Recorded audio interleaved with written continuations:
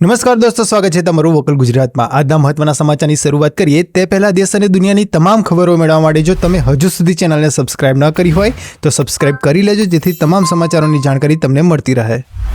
મિત્રો, આજના મહત્વના સમાચારની વાત કરીએ તો સૌરાષ્ટ્રમાં સિસ્ટમ સક્રિય થતાં આજે ગુજરાતના આ વિસ્તારમાં તૂટી પડશે વરસાદ। ભારેથી અતિભારે વરસાદની શક્યતા, હવામાન નિષ્ણાત અંબાલાલ પટેલની આગાહી। હવામાન નિષ્ણાત પરેશ ગોસ્વામીની આગાહી, ચોમાસાએ ચિંતા વધારી। જૂનમાં વરસાદની મસ્ત મોટી ઘટ, હવે જુલાઈમાં પણ લોચો પડશે। જનતાને અપાયો મોંઘવારીનો વધુ એક ડામ, ખાદ્ય તેલના ભાવમાં 20 થી 40 રૂપિયાનો ઝીકાયો વધારો। બિહારમાં વીજળી પડતા 8ના મોત, મુખ્યપ્રધાનની 4 લાખના વળતરની જાહેરાત। દિલ્હીમાં અંડરબ્રિજમાં 4 બાળકો ડૂબ્યા, વરસાદી દુર્ઘટનામાં કુલ 11ના મોત। મિત્રો, સમાચારની વિશેષ વાત કરીએ તો સૌરાષ્ટ્રમાં સિસ્ટમ સક્રિય, રાજ્યમાં ભારેથી અતિભારે વરસાદની આગાહી। આટલા દિવસ સાચવી લેજો। ગુજરાતમાં મેઘરાજા મન મૂકીને વરસી રહ્યા છે। અત્યાર સુધીમાં કુલ 120 તાલુકામાં વરસાદ નોંધાઈ ચૂક્યો છે, જેમાં દેવભૂમિ દ્વારકા જિલ્લાના ખંભાળિયામાં કુલ 4.5 ઇંચથી વધુ વરસાદ ખાબક્યો હતો। આ દરમિયાન હવામાન નિષ્ણાત અંબાલાલ પટેલે રાજ્યમાં ભારેથી અતિભારે વરસાદ પડવાની આગાહી કરી છે। અંબાલાલ પટેલની આગાહી અનુસાર ઉત્તર અરબ સાગરમાં બનેલું સાયક્લોનિક સર્ક્યુલેશન ગુજરાતને ગમરોડી મૂકશે। લો પ્રેશરના કારણે જુલાઈ મહિનામાં ભારેથી અતિભારે વરસાદ પડવાની શક્યતા રહેલી છે। મધ્ય ગુજરાતમાં મધ્યમથી ભારે વરસાદ વરસી શકે છે। આ ઉપરાંત 5મી થી 12મી જુલાઈ દરમિયાન રાજ્યમાં ભારેથી અતિભારે વરસાદ પડવાની શક્યતા છે, જ્યારે 8મી થી 12મી જુલાઈ રાજ્યના મોટાભાગના વિસ્તારમાં ભારેથી અતિભારે વરસાદની શક્યતા રહેશે। દક્ષિણ ગુજરાતના વિસ્તારમાં પૂરની સ્થિતિ સર્જાઈ શકે છે। 4 થી 12 જુલાઈ દરમિયાન દેશ સહિત રાજ્યના ઘણા વિસ્તારોમાં રેકોર્ડ બ્રેક વરસાદની શક્યતા છે।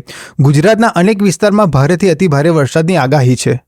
ત્યાર પછી બીજા સમાચારની વાત કરીએ તો હવામાન નિષ્ણાત પરેશ ગોસ્વામીની આગાહી, ચોમાસાએ ચિંતા વધારી, જૂનમાં વરસાદની મસ્ત મોટી ઘટ, હવે જુલાઈમાં પણ લોચો પડશે।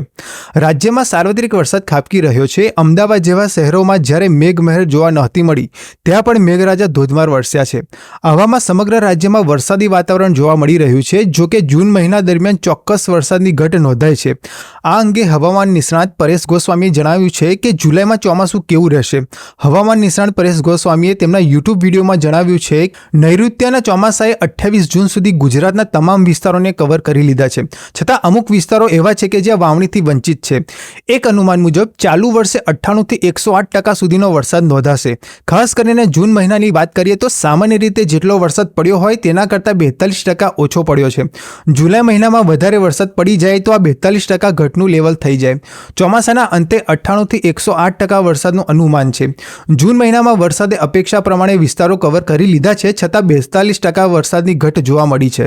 મિત્રો, ત્યાર પછીના સમાચારની વિશેષ વાત કરીએ તો જનતાને અપાયો મોંઘવારીનો વધુ એક ડામ, ખાદ્ય તેલના ભાવમાં 20 થી 40 રૂપિયાનો ઝીકાયો વધારો। ચોમાસું શરૂ થતાની સાથે જ શાકભાજીના ભાવ ભડકે બળી રહ્યા છે। ટામેટાના ભાવ પણ આસમાને પહોંચ્યા છે, ત્યારે જનતા પર ફરી એકવાર મોંઘવારીનો વધુ એક માર સહન કરવાનો વારો આવ્યો છે। ચોમાસું આવતાની સાથે જ શાકભાજીના ભાવમાં ભડકો થયો છે। સામાન્ય રીતે જન્માષ્ટમીના પર્વ પર આ ભાવ વધારો થતો હોય છે, પરંતુ હાલ વરસાદી માહોલને કારણે મગફળી પૂરતા પ્રમાણમાં ઓઇલ મિલોમાં પહોંચી રહી નથી, આથી પિલાણ બંધ છે। વરસાદી સિઝનના કારણે મગફળીનું પિલાણ બંધ કરવામાં આવ્યું હોવાથી સીધી જ અસર સિંગ તેલના ભાવમાં જોવા મળી રહી છે, જેના કારણે સિંગ તેલથી લઈને સોયા તેલ સહિતના ભાવમાં વધારો કરવામાં આવ્યો છે। સિંગ તેલના ભાવમાં ₹30નો ડબ્બે વધારો થયો છે। નવા ભાવ વધારા સાથે ડબ્બાનો ભાવ 2560 રૂપિયા થયો છે। કપાસિયા તેલના ભાવમાં ₹30નો વધારો થયો છે અને ડબ્બાનો ભાવ 1690 રૂપિયા થયો છે, જ્યારે પામ ઓઇલમાં પણ 20 રૂપિયાનો વધારો થયો છે અને ડબ્બાનો ભાવ ₹1670 થયો છે। સોયાબીન તેલમાં પણ ₹40નો વધારો ઝીકાયો છે અને ડબ્બાનો ભાવ 1700 રૂપિયા થયો છે। મિત્રો, ત્યાર પછીના સમાચારની વિશેષ વાત કરીએ તો બિહારમાં વીજળી પડતા 8ના મોત, મુખ્યપ્રધાનની 4 લાખના વળતરની જાહેરાત। બિહારના 6 જિલ્લાઓમાં વીજળી પડવાના કારણે 8 લોકોના મોત થયા છે। મળતી માહિતી મુજબ છેલ્લા 24 કલાકમાં ભાગલપુર, મુંગેર, જમુઈ, પૂર્વ ચંપારણ, પશ્ચિમ ચંપારણ અને અરરિયા જિલ્લામાં કુલ 8 મોત થયા હતા। બિહારના મુખ્યપ્રધાન નીતિશ કુમારે છેલ્લા 24 કલાકમાં વીજળી પડવાથી 8 લોકોના થયેલા મોત અંગે દુઃખ વ્યક્ત કર્યું હતું। મુખ્યપ્રધાનના કાર્યાલયે કરેલી જાહેરાત મુજબ મૃતકોના પરિવારજનોને 4 લાખ રૂપિયાનું વળતર આપવામાં આવશે।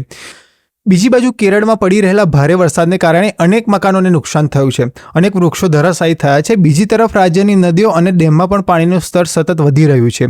ભારતીય હવામાન વિભાગે કેરળના 7 જિલ્લાઓમાં ખૂબ જ વરસાદ પડવાની આગાહી વ્યક્ત કરી ઓરેન્જ એલર્ટ જારી કરી છે, જ્યારે 7 જિલ્લાઓમાં યલો એલર્ટ જારી કરવામાં આવ્યું છે।